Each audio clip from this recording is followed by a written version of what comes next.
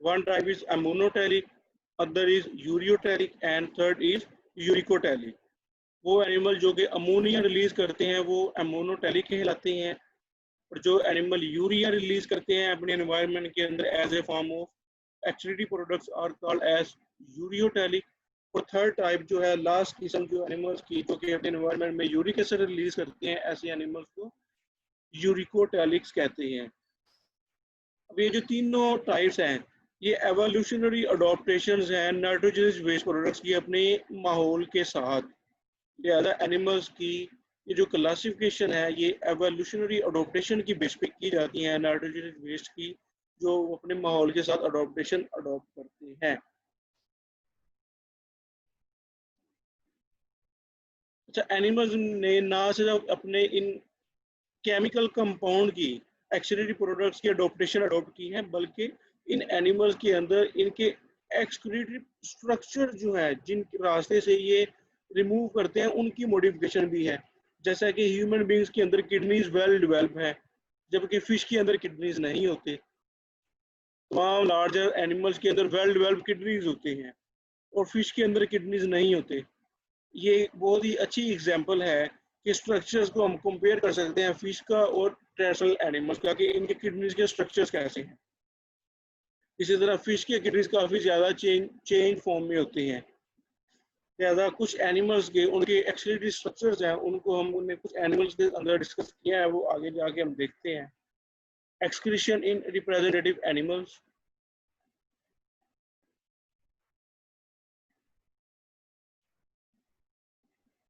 अब हम स्टार्ट करेंगे hydra. Excretion in hydra. Hydra आप लोगों को पता है एक वाटर लिविंग ऑर्गेनिज्म है। सिलेंड्रिकल शेप बॉडी होती है इसकी, और इसके एंड के ऊपर टेंटेकल्स होते हैं।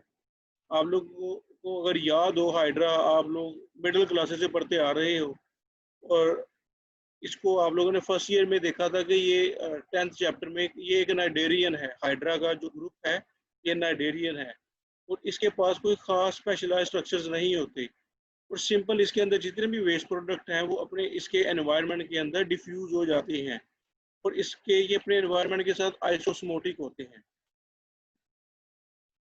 उसके बाद अगर हम बात करें प्लेनेरिया की, प्लेनेरिया हमें पता है कि एक फ्लैट वर्म एनिमल है। प्लेनेरिया फ्लैट वर्म एनिमल है। इसकी बॉडी काफ़ी कॉम्प्लेक्स होती है एज कम्पेयर टू हाइड्रा। ये इस तरह से है कि इसके फ्लैट वर्म एनिमल्स हैं। ये इसके एक्सक्रीटरी स्ट्रक्चर्स हैं जिनको हम नेफ्रिडियम सेल्स कहते हैं।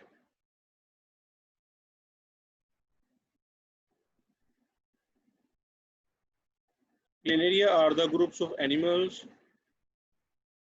belonging to the flatworms and have very simple tubular excretory structures called as protonephridium. Hydra के जो एक्सक्रीटरी स्ट्रक्चर्स हैं उनको प्रोटोनेफ्रिडियम कहा जाता है। प्रोटोनेफ्रिडियम शॉर्ट क्वेश्चन है एग्जाम के रेफरेंस से।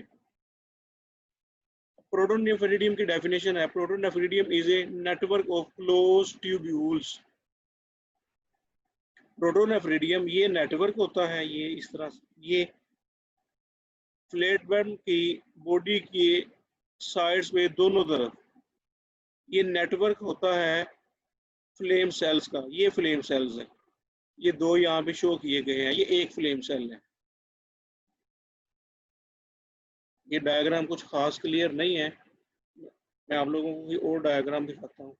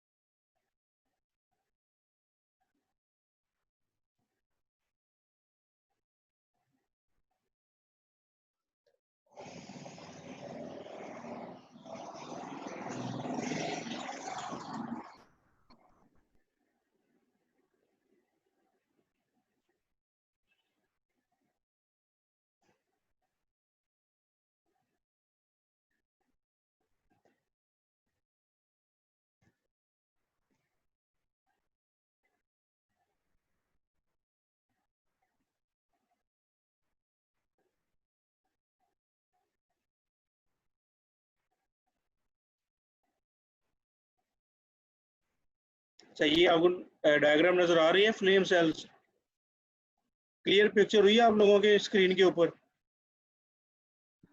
यस सर, आ रही है। क्लियर।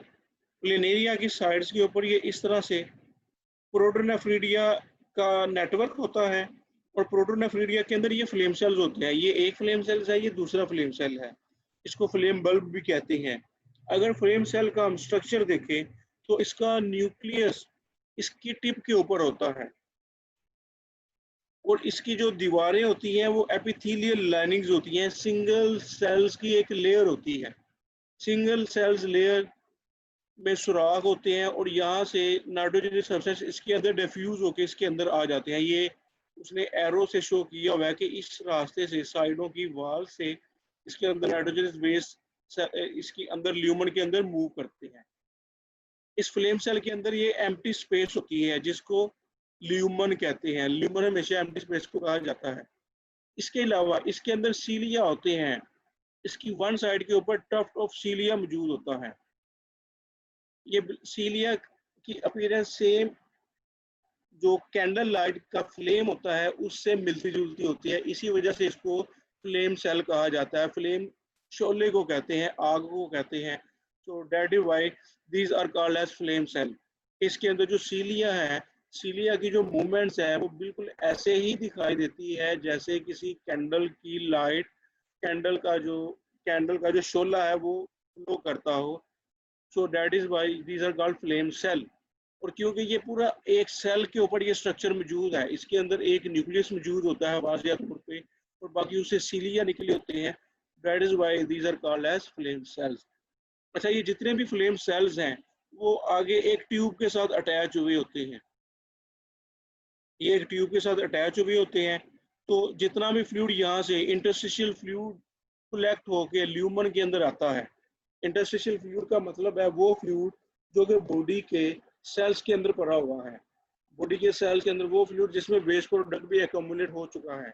अब उस वेस्ट प्रोडक्ट से तमाम नाइट्रोजनस वेस्ट इंटरस्टिशियल फ्लूइड से नाइट्रोजनस वेस्ट सेल्स के अंदर ल्यूमन के अंदर आ जाता है, फ्लेम सेल के ल्यूमन के अंदर। वो फ्लेम सेल के ल्यूमन से होता हुआ यहाँ पे ट्यूब्यूल के अंदर आता है, tubule of the flame cell, और इन तमाम ट्यूब्यूल से कलेक्टिंग डक्ट्स के अंदर कलेक्ट हो जाता है।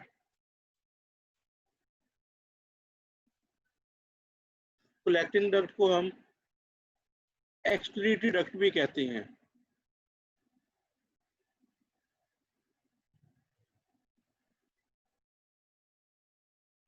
Collecting duct is also called as excretory duct. Excretory duct वो होती है जो कलेक्ट किए हुए नाइट्रोजनस वेस्ट प्रोडक्ट को बॉडी से एक्सटर्नल एनवायरनमेंट की तरफ रिमूव करने में मदद देती है।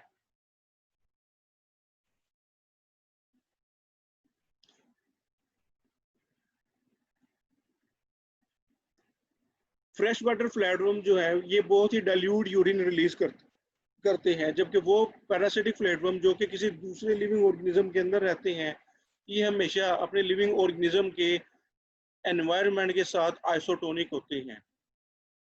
लिहाजा इनको ज़्यादा स्ट्रगल नहीं करनी पड़ती। जिस तरह का इनका लिविंग ऑर्गेनिज्म होस्ट का एनवायरनमेंट होता है, इनकी बॉडी का भी वैसा ही एनवायरनमेंट एडजस्ट हो जाता है। अब हम स्टार्ट करेंगे एक्सक्रीशन इन अर्थवर्म। ट्यूबुलर एक्सक्रीटरी सिस्टम को एक्सप्लेन करने के लिए अर्थवर्म एक आइडियल एग्जाम्पल है। और अर्थवर्म के अंदर जो एक्सक्रीटरी सिस्टम एग्जिस्ट करता है उसे हम कहते हैं मेटानेफ्रीडियम। मेटानेफ्रीडियम शॉर्ट क्वेश्चन भी है और लॉन्ग क्वेश्चन भी है। ये दोनों long question examination point of view से बहुत इंपॉर्टेंट है। Describe the excretion in hydra, flatworms and other question is describe the excretion in earthworm. Earthworm और फ्लैटवर्म की एक्सक्रीशन काफ़ी हद तक मिलती जुलती है, लेकिन दोनों का खास डिफरेंस ये है कि ये जो प्लेनेरिया है इसके अंदर एक्सक्रीशन के अंदर जो सेल्स हैं उनकी वन वे ओपनिंग होती है। इससे उनका एक्सटर्नल सुराख होता है जिसको हम एक्सटर्नल ओपनिंग या एक्सटीरियर पोर्ट्स कहते हैं, जबकि अर्थवर्म के अंदर इंटरनल ओपनिंग भी होती है और एक्सटर्नल ओपनिंग भी होती है। लिहाजा इस तरह का ट्यूबुलर सिस्टम जिसके अंदर दोनों तरफ ओपनिंग हो उसको हम मेटानेफ्रिडियम कहते हैं। अर्थवर्म का कुछ स्ट्रक्चर इस तरह से है कि अर्थवर्म की बॉडी सेगमेंटेड बॉडी होती है। अर्थवर्म अगर आपने, जिसको आप पता नहीं पंजाबी जुबान में क्या कहते हैं, अहमद क्या कहते हैं अर्थवर्म को पंजाबी में?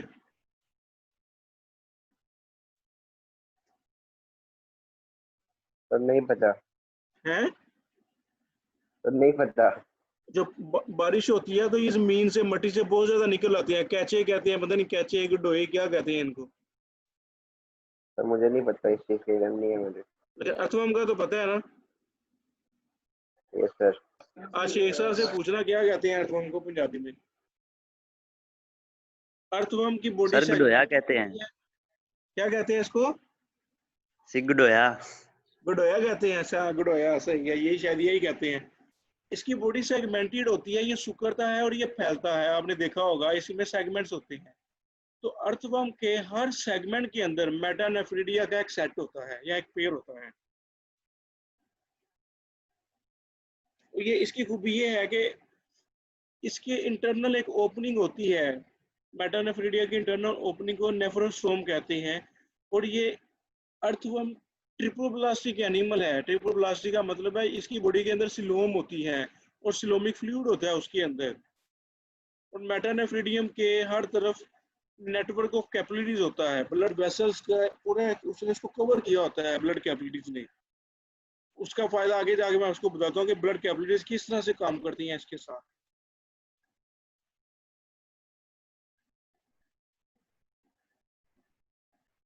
ये है अर्थवर्म।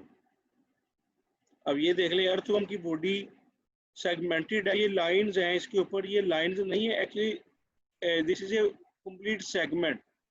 और हर सेगमेंट के अंदर इस तरह से ये मेटानेफ्रिडियम एग्जिस्ट करता है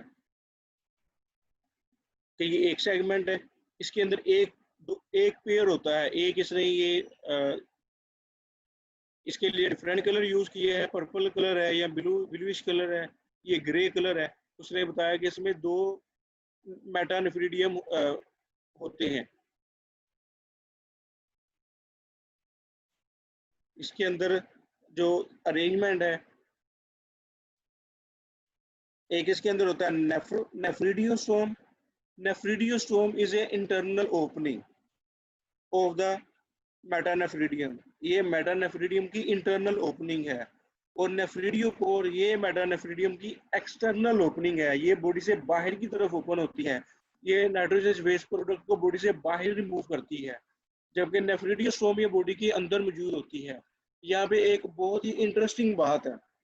वो इंटरेस्टिंग बात ये है कि मेटानेफ्रिडियम की, ये जो मेटानेफ्रिडियम है इसका जो नेफ्रिडियोस्टोम है, जो इसकी इंटरनल ओपनिंग है, ये अपने उसी बॉडी सेगमेंट के अंदर नहीं मौजूद होती, ये अपने से पिछले बॉडी सेगमेंट के अंदर मौजूद होती है। ये बात बहुत इंपॉर्टेंट है कि ये जो मेटानेफ्रिडियम है इस सेगमेंट के अंदर, इसका नेफ्रिडियोस्टोम अपने से पिछले वाले बॉडी सेगमेंट के अंदर इसकी मौजूद होगी। लिहाजा इसके अंदर जो मेटानेफ्रिडियम होगा उसका नेफ्रिडियोस्टोम उससे पिछले वाले बॉडी सेगमेंट के अंदर मौजूद होगी। लिहाजा ये अपने पिछले बॉडी सेगमेंट से फ्लूइड को कलेक्ट करता है और इस वाले अगले बॉडी सेगमेंट के अंदर इसको प्रोसेस करता है।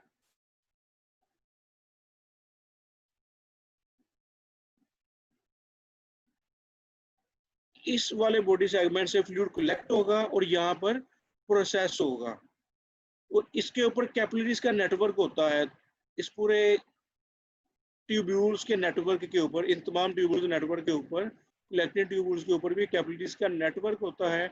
और कैपिलरीज का वो नेटवर्क एक्स्ट्रा वाटर को बॉडी से रिमूव करता है, एक्स्ट्रा साल्ट्स को, एक्स्ट्रा मदनियात को, एक्स्ट्रा नमकियात को, जितने भी इंपॉर्टेंट मिनरल्स होते हैं उनको वो रीअब्जॉर्ब करता है। और जो फाइनल कंसंट्रेटेड यूरिन होता है उसको यहाँ पे ब्लैडर से प्रोसेस करते हुए उसको यहाँ से नेफ्रिडियोपोर से रिमूव कर दिया जाता है।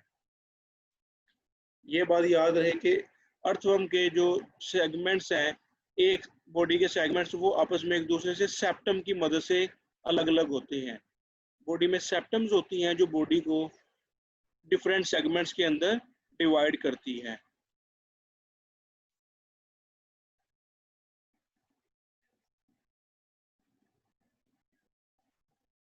अच्छा, अर्थवर्म में क्या होता है? नेफ्रोसोम collects the coelomic fluid. As coelomic fluid moves along the tubule, epithelium reabsorbs the salt from the lumen. Epithelium जो है वो ल्यूमन में से साल्ट्स को रीअब्जॉर्ब करती है, दोबारा से रिजर्व करती है, and sends to the blood vessels, इसको दोबारा से बॉडी की ब्लड वेसल्स में भेज दिया जाता है। वो ब्लड वेसल जो नेफ्रिडियम के पास होती है। उसके अलावा जो कुछ मेटानेफ्रिडियम की ल्यूमन के अंदर बचता है, left over in the metanephridium is called as urine and that is a nitrogenous base. लिहाजा ये यहाँ पे इंपॉर्टेंट बात है कि अर्थवर्म भी यूरिन प्रोड्यूस करता है, ये अमोनिया या यूरिक एसिड प्रोड्यूस नहीं करता, अर्थवर्म यूरिन प्रोड्यूस करता है। आगे हम डिस्कस करेंगे एक्सक्रीशन इन कॉकरोच।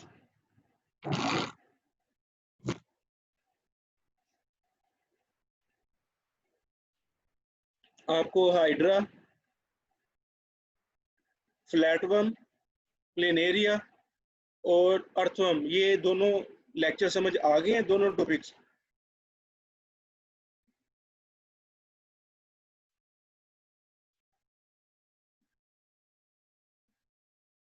मेरा ख्याल है आज के लिए इतना काफी है, ये काफी लेंथी हो जाएगा अगर कॉकरोच भी आज कर लिया।